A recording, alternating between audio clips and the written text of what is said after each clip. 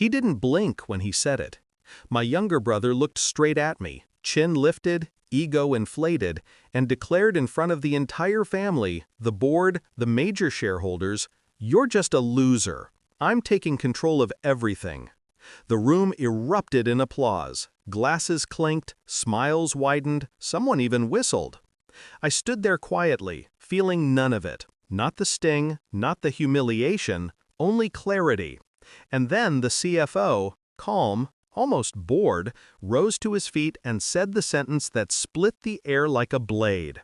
"Sir, any changes require approval from the 75% shareholder."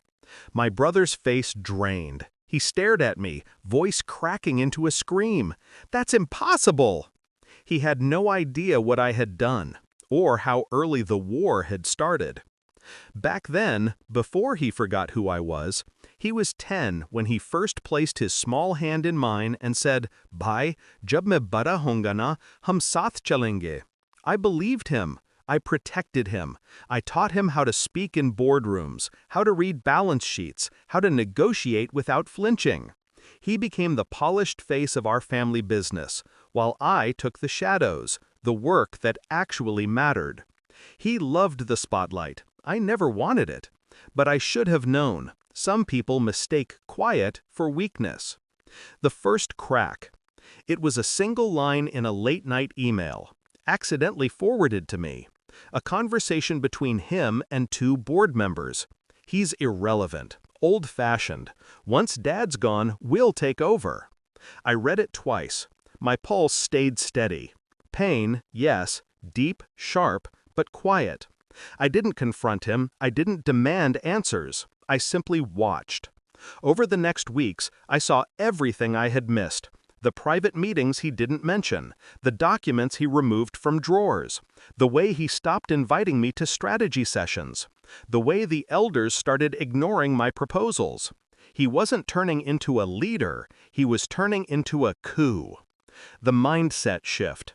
Emotion is fuel, not guidance, so I shut mine off. While he celebrated imaginary victories, I sat in my study and built the framework of his defeat. The first move was simple. I quietly bought out small, scattered shareholders who were tired, bored, or too old to care. No drama, no noise, just signatures and silence. The second move, I restructured 2 dormant subsidiaries, ones he had mocked, and funneled future voting rights through them. Legally airtight, invisible unless someone knew exactly where to look. He never looked. He was too busy preening.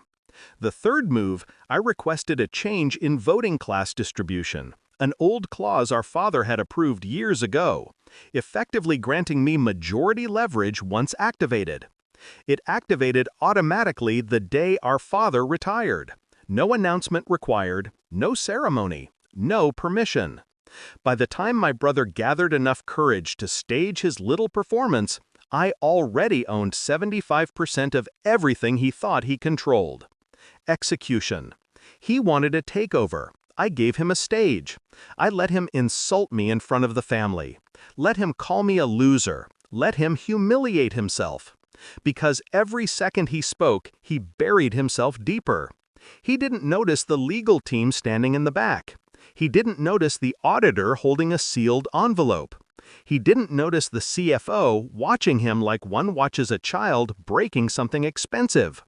He thought this was his coronation. I waited for the perfect moment, and then the CFO shattered him with the truth.